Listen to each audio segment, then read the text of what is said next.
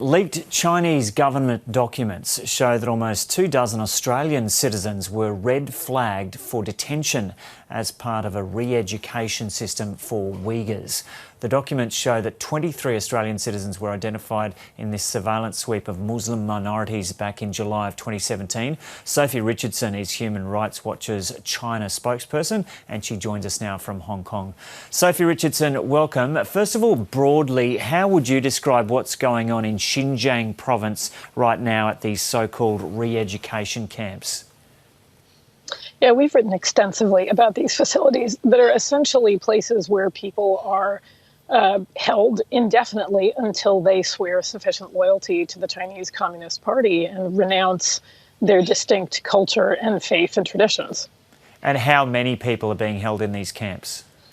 We estimate that it's at least 1 million people. Some estimates go as far as 3 million. But, you know, in many respects, the onus is on Beijing ultimately to clarify the numbers of people, their whereabouts, and their well-being. I think it's very important to understand that there's literally no legal basis for these detentions whatsoever. None. It's entirely arbitrary. There's no judicial process. There's no trial.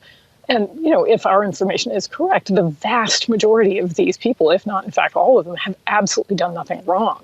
Is there any evidence that people are being physically harmed? Yeah, we documented instances of physical torture, of beatings, of denial of adequate food or medical treatment. But it's also absolutely accurate to say that everybody who's being held in these camps and their family members who don't know where they are being subjected to psychological torture. And it's a key component of effectively disappearing people. If you have no way of knowing how long you're going to be held, or you have no way of knowing where your family members are, you know, that's considered torture under international law. I know someone has described it as a mass cultural genocide. Would you agree with that description? Well, I think it's very clear that Beijing intends to, you know, allow Uyghurs and other Turkic Muslims to exist as a distinct people so long as they don't act on that identity whatsoever. I mean, this is where we see the incredible hostility to Islam, to their distinct language. One of the components of life in the camp is that they're forced to learn Mandarin. You know, the effort to remove children across the region from homes where they would be raised in Uyghur tradition and instead, you know, make their lives revolve around Han traditions that are suitable to the Chinese Communist Party. So when you look back through history at similar examples of this type of thing, how significant do you describe what's going on in China right now involving these millions of people? It really is sui generis. You know, I mean, obviously history is tragically littered with examples of mass detention, some of them inside China too. But I think the intent that's revealed in some of the documents that were published this morning through the ICIJ show how clearly the authorities' goal is to eradicate this distinct identity. And, you know, unfortunately, international law hasn't quite caught up with that as conceptually as a crime. But certainly we and others will keep talking about these problems, and hopefully the Australian government shares this view, you know, as ones that ought to rise to international criminal prosecution. It's kind of hard to understand, isn't it, how this international law hasn't caught up with it. That was your description. Hasn't caught up with this yet. Isn't it pretty clear ethically and morally that this thing should not be allowed by a civilized world?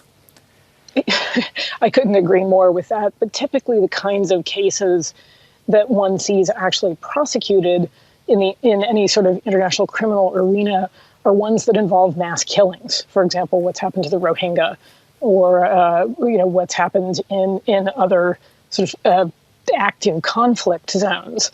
And so it's a little bit difficult to figure out how to categorize this, although really the larger problem is that China is not a party to the International Criminal Court, and it has enormous power within the UN system to resist investigation and prosecution. You know, and that's the real diplomatic challenge. Yeah, so even if it was against the law, China wouldn't recognise it anyway. Right. Yeah, I mean, and really the challenge is as much a political one. If any other government in the world, imagine if Australia decided to arbitrarily detain 1 million Muslims, I think the rest of the world would rise to the challenge of figuring out how to prosecute that. Countries look at China committing these violations through a different lens. Yeah, and so just more specifically to the news that's come through today, gradually there's been more information coming through on what's happening in these camps. The development today is that 23 Australians were red flagged. It's not known what happened to them. What do you suspect has happened to them? Well, if their family members are unable to contact them, I think it's reasonable to assume that they have been either detained at some point in the past and potentially released into the sort of quasi-house arrest that, frankly, most people, or at least most Uyghurs in the region, live under, or they remain in an actual political education centre. And so what's been the international approach to this so far, putting pressure on China over this, and how do you think this should develop further? Yeah, well, some governments, including Australia's, have been publicly quite critical of China over these camps. The Chinese government has organized, a coalition of governments ranging from Venezuela to North Korea to defend its explanations that these are just vocational training centers designed to eradicate terrorism. But I think the next step really has to be robust leadership through the UN system to press for accountability of the kind that we've seen, for example, in the face of gross violations in North Korea or in Myanmar. And Australia has been a pretty vigorous member of the Human Rights Council for the last year or so. And this is a great issue on which to push ahead and, demand access for UN observers to the region. And if the facts they find dictate it, move ahead with some sort of quest for accountability. Yeah, but as you say, can China just kind of turn its back to the UN when it comes to things like that? What's the point of going down that path when kind of China can just shake it off? Well, it's a question of raising the price for China to shake it off. That really is the diplomatic challenge. But I think the way we want governments to think about this is the following formulation. If China gets away with this, what else does it get away with? Yeah.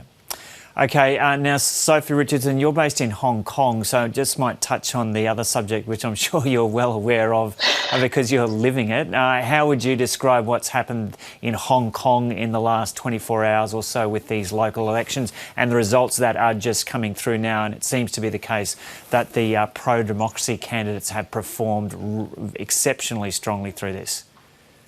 Yeah, I think the Xinjiang papers make it a bad morning for Xi Jinping. The Hong Kong election results make it a pretty bad morning also for Carrie Lam. The district council elections yesterday really are extraordinary in that pro-democracy voices, individuals have won a staggering victory here. The turnout was incredible. It's higher than it's ever been before. And this is really seen as a referendum both on the Hong Kong government's responses to the protests over the summer, but also to Beijing's.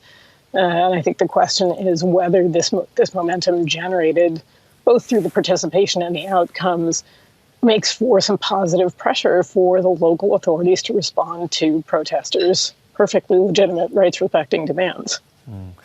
But in the end, when you look at the structure of the so-called democracy in Hong Kong, this allows for a certain number of people to sit in the whatever the parliament is called for Hong Kong, but then the vast majority is controlled by Beijing.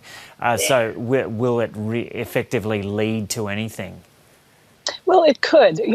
These are very local level offices that were voted in yesterday.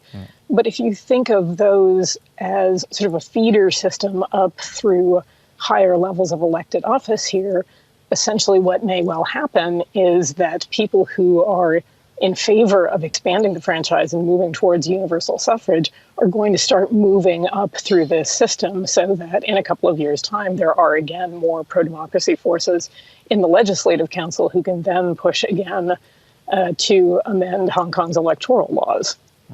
But do you really hold out any hope there will be genuine universal suffrage in Hong Kong? Well, people all over the world are guaranteed that right. And the question is whether the leadership in Hong Kong will have the courage to push ahead with that. That's been part of the problem in the last couple of years. There's been popular support for that idea, but not a reflection of that by the conduct of people in the Hong Kong government. And then really whether Beijing will wear it. Okay, Sophie Richardson, thanks so much for talking to us from Hong Kong.